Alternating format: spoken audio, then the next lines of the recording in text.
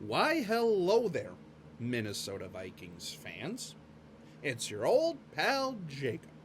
Hopefully you guys enjoyed the bye week. Hopefully you guys enjoyed watching some pretty good football this past weekend and an absolute ref show, but that'll be a different topic for a different day at some point down the line because the refs this year have been on something. Well, like I say, that could be a different video for a different day.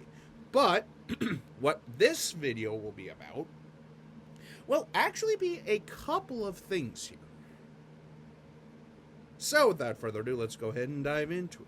So yeah, obviously the biggest one and the biggest thing coming up is what you can already determine to be game of the year, at least this early on.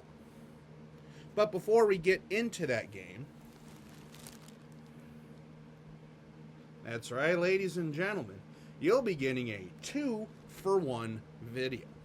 So without further ado, let's dive into this bad boy. So yeah, recently on Fanatics, I decided to get myself a little something special for my birthday coming up, which, by the way, is a week, well, literally the day after the Rams game, so yeah, let's just say I'm enjoying my last week in my 20s. Anyway, we'll get to that when we get to that here, but so yeah, I went on to fanatics.com and decided to get myself a little something. So yeah, without further ado, oh yes, here it is, ladies and gentlemen. Ooh, this thing's nice. So yeah, for those of you who may or may not know, I live in the Northwest Iowa area, and this particular player is, well, somewhat of a local kid. He lives literally about 40 miles away from me and stuff like that. The pride of Rock Valley, Iowa, and one of my favorite players in the league. Boom! That is right, ladies and gentlemen.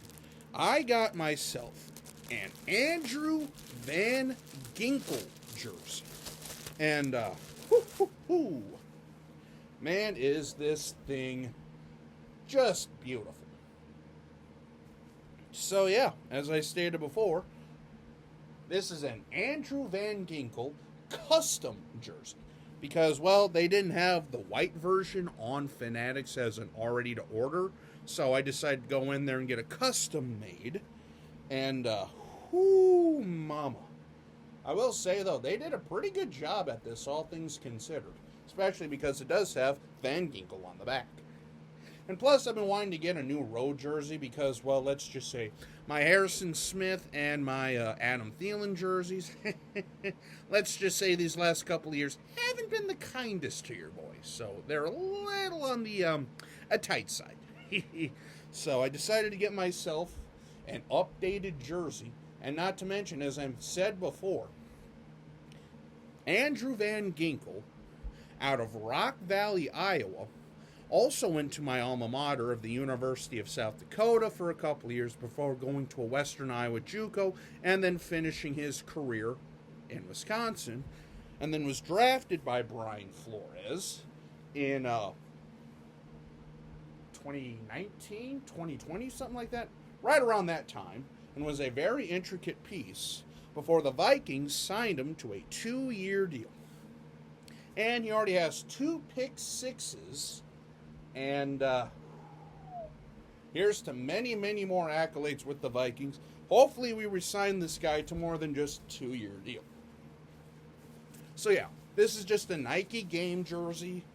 And, yeah. This thing is sharp. So yeah, first part of the video is an Andrew Van Ginkel Nike game jersey pickup. Now, on to the topic du jour. U.S. Bank Stadium. Detroit Lions. Minnesota Vikings. NFC North. And, potentially, NFC supremacy on the line. Because this particular matchup right here, ladies and gentlemen, could be for both the North and potentially one seed in the NFC, depending on how everything goes down. So yeah, this is going to be a very pivotal matchup for the playoffs, for the future, and just for these teams in general. Because, well, I try not to get too ahead of myself because, well, the Vikings have jaded me so much in the past that it's kind of hard to get excited all the time. But, like I say, this year feels special. This year feels interesting. This year feels like something magical could happen as long as the Vikings don't trip over their own feet and crumble at the finish line, which has happened before, but again, this team just feels different. This team feels like a cohesive unit. So yeah, let's go ahead and kind of break down some of the key matchups here. And I'll actually start with Zay defense. That's right, ladies and gentlemen. I don't know if you've seen this or know this, but the Detroit Lions run game is kind of good. That's right, ladies and gentlemen. Key number one, Gink, Grenard, Cashman, Phillips. Fellas, we're going to need to slow down that run game because David Montgomery and Jahmyr Gibbs, oh sweet baby, Jesus, are they running well. I mean, David Montgomery looks like just an absolute stud. One of those downhill runners that causes a lot of issues for a lot of defensive players. So we'll just go ahead and, leave it at that here.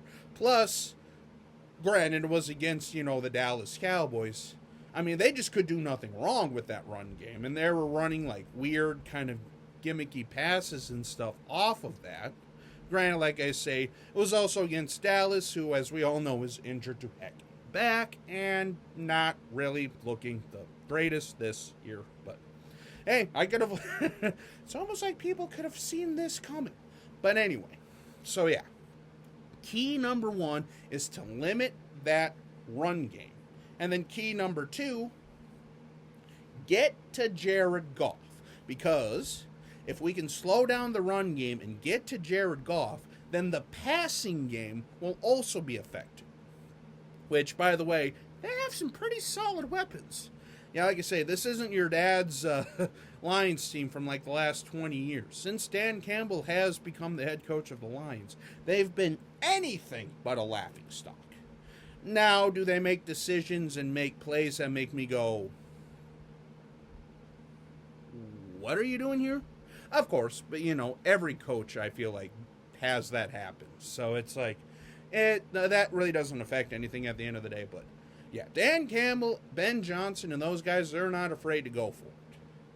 So with that being said, if you can get to Jared Goff, limit the damage, limit the play actions, limit the run game, just limit this team to not big plays, force them to chunk it down the field, and, give yourself a chance. And also, please, no stupid penalties. So, yeah. That is probably the big thing there, is stopping the run game and then getting to Jared Allen to hopefully affect the passing game. Because between Amon-Ra, Jameson Williams, and Sam Laporta, those three guys alone can wreck anyone's day. And then you add Montgomery and Jahmyr Gibbs to that mix too, you're going to have your hands full pretty much all day. And then, switching it over to the other side of things here, Sam Darnold and the offense, KOC and the offense, everybody on that offensive coaching staff, don't play cute. Don't play overly conservative. Know when to hold them, know when to fold them. So yeah, what does that mean? Pretty much what that stands for. Dictate how the game is going here. And also, for the love of God, give Darnold some help. Don't play hero ball all the time. Take what the defense will give you. But yeah, obviously the big thing here, too, is Aaron Jones being on the shelf really kind of makes things interesting. So, what did the Vikings do, though? That's right, ladies and gentlemen. I know I didn't get to this like right away last night, but the Minnesota Vikings traded for an old pal. That's right, ladies and gentlemen. Cam Akers is now another member of the backfield. For a 2026 conditional 6th-round pick, goes to Houston, and then we get Cam Akers and a conditional 26 7th, I believe.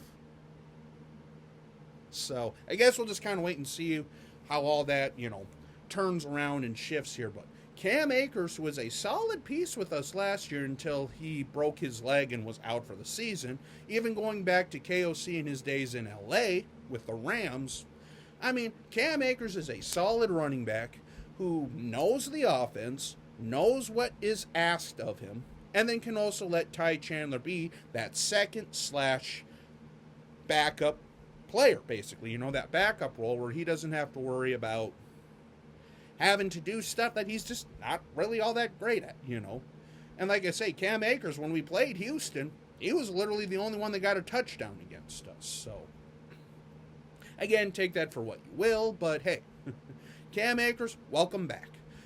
So between you, JJ, Addison, maybe Hawkinson, yeah, I'm still not 100% sure. I mean, I haven't really seen a lot of updates as far as if Hawk will be back this Sunday or if it's going to be closer to Thursday.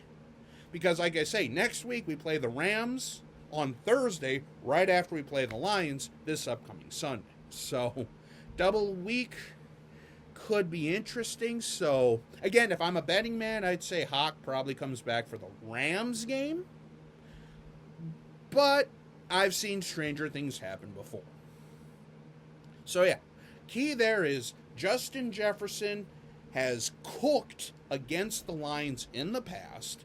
Addison has looked really good against the Lions.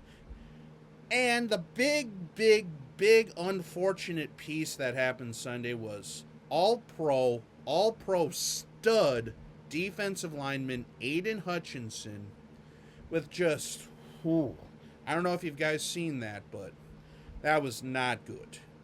Broken tibia, surgery in Dallas, out for the year, and again, prayers up. Hopefully you have a speedy recovery and stuff like that. So, be interesting to see how that pass rush does, because they do have a pretty decent pass rush. Secondary still kind of, If he can get enough time to get the ball down the field, that's where I think JJ and Addison will feast.